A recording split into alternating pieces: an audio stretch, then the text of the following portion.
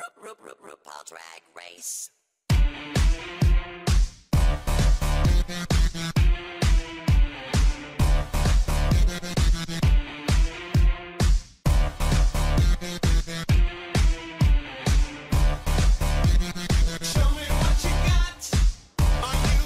What's going on, Drag Race lovers? Okay, for those of you guys that have been following the episodes extensively, I do want to apologize to you guys for not coming at you all with 3 to 4 episodes of the reviews. I humbly and truly do apologize for that.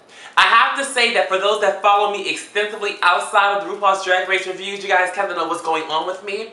I recently just transitioned from Washington, D.C. to Los Angeles, so that was the biggest move of my life. I'm now on the West Coast pursuing a lot of the things that I was doing in the Washington, D.C. area when it comes to fashion design, fashion show production, event production, modeling etiquette, and all those great things dealing with fashion. If you want to know more about the brand, please feel free to check out my brand, Emore'J Couture. But I know you guys are here for the review, so let me go ahead and just jump into this thing and give you the tea, honey, okay? Alaska Talks! I am so happy that Alaska parted ways with this because in my opinion, it was tired after Raja and Carmen did it. So thank God we're done with these cliques because cliques are childish in my opinion. And like Michelle Visage said, cliques can be quite dangerous. So good choice on ridding yourself of this whole little clique thing. Now, this episode was entitled Scent of a Drag Queen. The first mini challenge was giving highlight to designer Christian Andrew and his underwear line.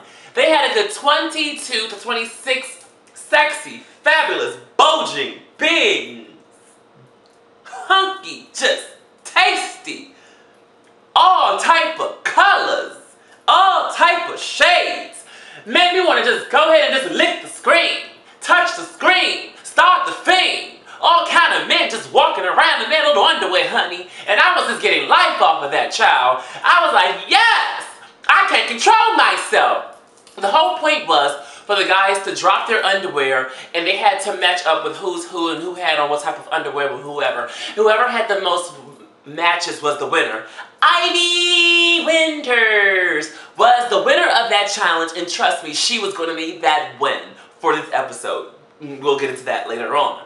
So after that, Rue finally revealed to them what the whole shebang would be about for the big challenge, and that would be to come up with their own perfume. They would have to come up with 3 concepts, which had to be their commercial, pretty much their the photo shoot for that, and also the bottle of that, and just a theme of their perfume. Some of them did quite well, and some of them just were absolute flop. I have to say that I wasn't surprised, but I was rather pleased with Alaska. I thought she did a really good job when it came to her perfume. I like the whole thing of red. It actually can be very marketable if you ask me, so I think that's something that she should invest in after she leaves the show because it could be sellable. I mean, I don't know how it smells because I'm not there with her, but I think that it could be quite marketable. Now, to be the absolute worst, Ivy Winters, girl, what were you thinking? You were trying to represent New York where you were from, but you picked Tokyo. It's girl, were you not there? I would have just stuck to maybe a city market if that were you were trying to do a city girl on the go kind of thing, but to make it Pacific as New York, but then pick Tokyo, it was kind of weird. Coco Montrese's was just too much. Honestly, she had leopard clothes on, leopard makeup, honey, a leopard backdrop, honey, a leopard tiger on set, honey. It was too much leopard going on, girl. I felt like I had a whole 3D effect and I just couldn't see. I was just lost in translation. It was truly too much. Detox title was cute for her perfume, Heroine. I thought it was very well thought out, where she had the whole thing such as heroine because of their name Detox and heroine because of like Superwoman, you know, superhero. Very well thought out. Jinx did really well as well with his. I really like his commercial theme. I thought that it was quite funny. I thought that it represented Jinx very well. I thought that he stuck to his brand and his self-image.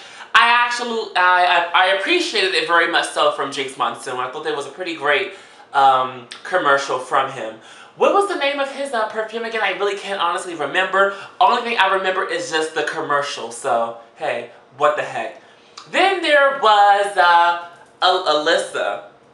Alyssa's was not memorable as well. I noticed something about a secret, but the whole thing about the secret was that we didn't know what the secret was, and I guess the secret was that she was a man, but isn't that Victoria's secret? So, girl, off with that.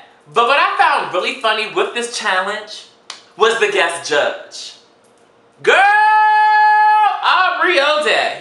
Let me tell you, Emore'J, before I get into the whole RuPaul's Drag Race review, Emore'J has a mouth on her.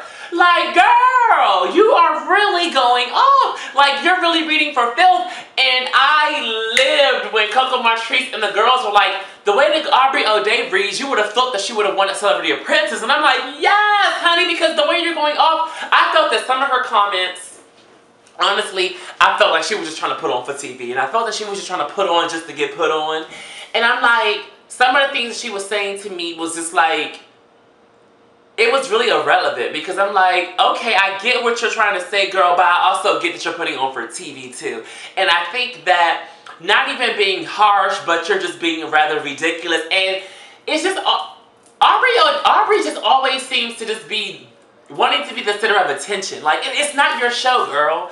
You're there to put in a small opinion. You're there to put in a small critique, honey. Not give the whole full shebang, girl. I mean, she took the whole Subway sandwich, the whole enchilada, and had it to herself and gave Michelle Visage none, girl. You didn't even share any of your enchilada.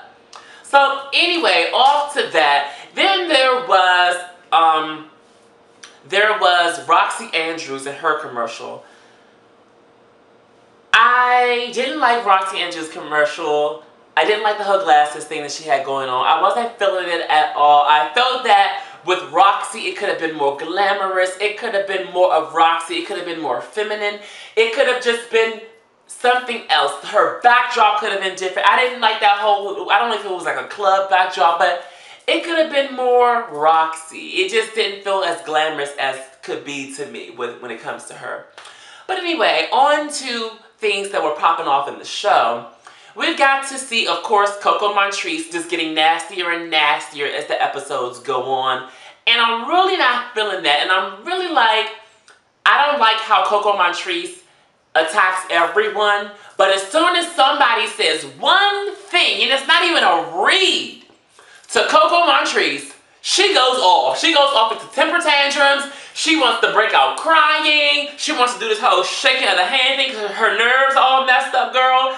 Like, she really does have a very bad attitude. And for the way that she comes off at Jinx, something's wrong with her. Like, I thought that I was feeling Coco, but as the show goes on, I'm really not feeling Coco at all. Like, I find myself surprisingly rooting for Jinx, which is strange because I'm like, okay, but Jinx is a truly talented queen, and I love her wit, and I love just how she lets things roll off her back. Then there was Detox outfit. Now catch this. For those of you that may remember All Stars, didn't you kind of get like a whole nostalgic feel when, remember when Raven and Jujubee had to battle?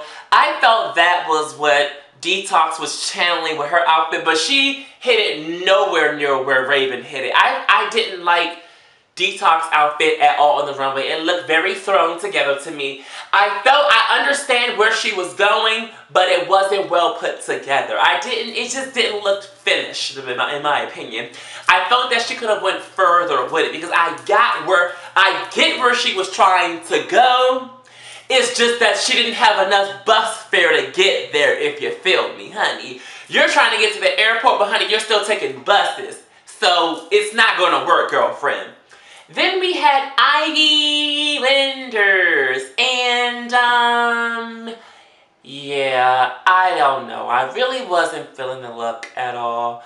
It was cute for her little circus thing and stuff, but like I said, girl, you and them circus stunts, honey, it gets a little bit too close sometimes. And people get tired of seeing the little circus stunts, girl.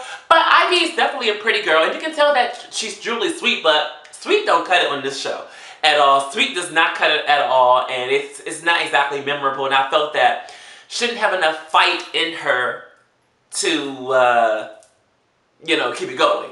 So I guess I kind of just revealed, you know, who battled. So it all came down to Alyssa and Ivy Winters battling on the runway. I felt that with the song that was given, Alyssa did an amazing job with what was given to her. I felt like the whole 80s thing, it was like it was a setup. Like, that song fit Alyssa so well, and the way she performed to it, it was just so much of her element that I felt like Ivy Winters could never stand up to that lip sync For Your Life. You know, so I felt like it was rightfully awarded that Alyssa did win. Now, a lot of them on the show had issues with Alyssa and Roxy Andrews. What do you guys think? Do you think that Ru should have let Alyssa go? Do you think that Roxy slayed Alyssa on the last episode? What's your thoughts on that? Because my thoughts honestly are, it was a tough decision, but I feel like what kind of just took Roxy a notch up was the wig change. And the wig change was cunt, honey, and it was very cute, but I feel like you're gonna have to bring more than that, because I don't know, it just seems like Roxy has kind of been going down a little bit on the episodes. I'm not saying she's flopped and she's fell off, but when you kind of look at things, I feel like something about her is going down, especially with the whole mini challenge. And then the runway look, I wasn't feeling the outfit at all on her. I felt that it was not flattering to her body type. I did not like how she had on the whole metallic bodysuit, the whole metallic cat suit, and the bow was tied to the front. Because like Santino said, when you tie the bow to the front, it brings eye focus to your stomach. But neither here nor there. Have you noticed that with the editing, when they go to the gold bar, they start off with all this catty fighting and, girl, I hate you, girl, I'm gonna read you left to right. And then they go into the pink room and they open their box and then they get all emotional. And I just always find it so strange of how can they go from 1 minute just reading each other to shreds and then going to the next room and they're all crying with each other.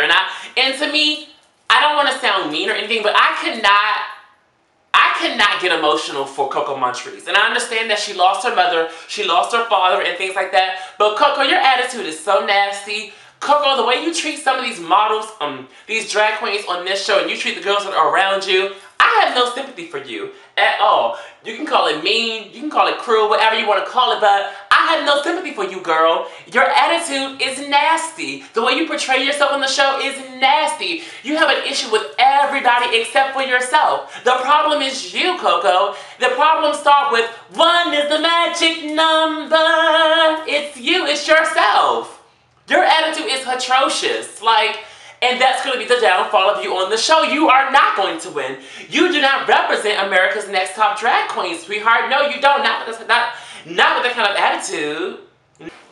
At this point, you're just a bully. Like, every time someone says one thing about you, you take it above and beyond to the moon and the stars, and it's not even that serious. They can say one thing, oh, Coco, you have the wrong shoe on with that outfit, or Coco, you have the wrong ring on, try another ring.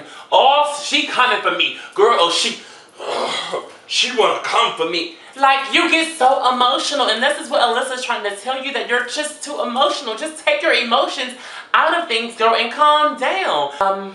So what do you guys think about that? How do you guys think about this whole bullying situation with Coco and Jinx? And do you guys feel that Coco should win the show with her type of attitude? Like, what do you feel about Coco's attitude? I mean, some may think it's fair. Some may say, oh honey, I love it. What do you think about Coco Montrese's attitude? Also, when it comes to Roxy and Alyssa, do you think that Alyssa should have went home, or Roxy should have went home, or how do you feel about them keeping 2? What do you think about that? You know, I really want to know your guys' opinion.